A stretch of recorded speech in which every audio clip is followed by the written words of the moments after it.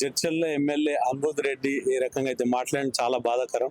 ఎందుకంటే SC ST బీసీలని కీచపరిచేలాగా మా మనోభావాలు దెబ్బతిన్నాయి. ఎందుకంటే రాష్ట్ర ఎన్నికల సంఘం కానీ యావత్తు భారతదేశం యొక్క ఎన్నికల సంఘం కానీ ఏం చెప్తుందంటే ఎవరైనా పోటీ చేయొచ్చు, ఎవరు ఎక్కడికి వెళ్ళినా పోటీ చేయొచ్చు అని చెప్తుంది.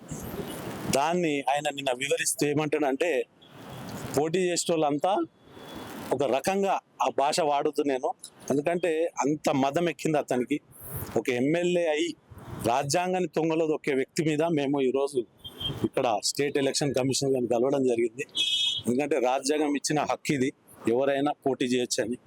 కానీ కొంతమంది దుర్మార్గంగా మాట్లాడుతున్నారు. ఎందుకంటే మాకు 2 ఎంపీలు ఉన్నాయి, భారతదేశంలో మేము ఎక్కడైనా పోటీ చేయొచ్చు, అది మాకు తెలుసు. ఆయనకు తెలుసో లేదో తెలియదు. ఒకసారి తెలుసుకోకపోతే తెలుసుకోవాలి, తెలియకపోతే తెలుసుకోవాలి రాజ్యాంగం ఒకసారి ఏం చెప్తుందని.